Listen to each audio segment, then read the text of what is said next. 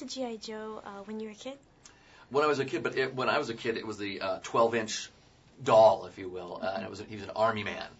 And so when I got involved in this, at first I just thought it was about going to be a military army man kind of movie, and I really didn't have any interest in it. And then my assistants told me, no, you don't understand.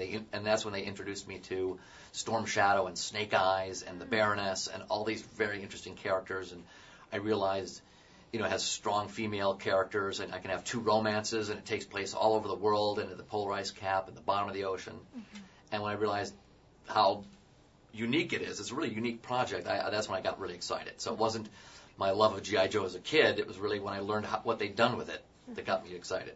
So what can we expect from this film? A lot of fun. There's never a dull moment. I think the characters, the funny thing about G.I. Joe is that they did 170-something comic books and 120 television cartoons, and they never killed anybody. Mm-hmm. So they kept making the characters deeper and deeper, and they all got to know each other and had all these backstories. Mm-hmm. So when I got on board, the characters they're these great, very in-depth characters, and that was the challenge for us. We had to really let an audience who knows nothing about G.I. Joe, that was my goal too, because I didn't know anything about it. And as I got excited about it, that's the way I want an audience to feel.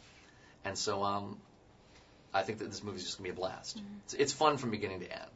Is this movie at all like pro-military, pro-war, anti-war? No, neither anything like that. Pro-war or anti-war. It's just it's a real fun movie. It's about with characters like Snake Eyes and Storm Shadow and the Baroness, you get the idea of what kind of movie it's just fun. So what challenges did you face filming this?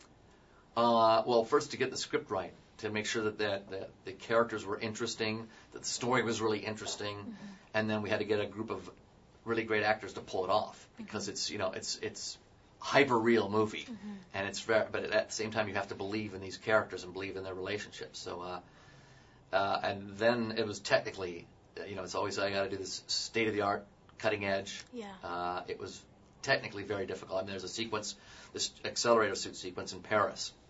Mm-hmm. That ends with the death of the Eiffel Tower. Yeah, I saw that. Yeah, I think the French are going to enjoy it a lot. And that was technically wildly complicated to pull off. It was an interesting choice to have Siena Miller in the movie, because mm-hmm. she does independent films usually. Yep. And how did you come about with that? We're just talking about, after we wrote the script, I sit down with my crew, a whole bunch of people some have been with me for 10 years, some have been with me for over 20 years, mm-hmm. and we start just talking about actors and actresses. And we love good actors. It's just, for me, it makes my life so much easier. So mm-hmm. we were like, we always talk about who could play this role, who could play that role, and Siena's name came up, and so I thought that's really interesting, and so I started watching her stuff because I hadn't seen much of her stuff, and I thought, she's perfect.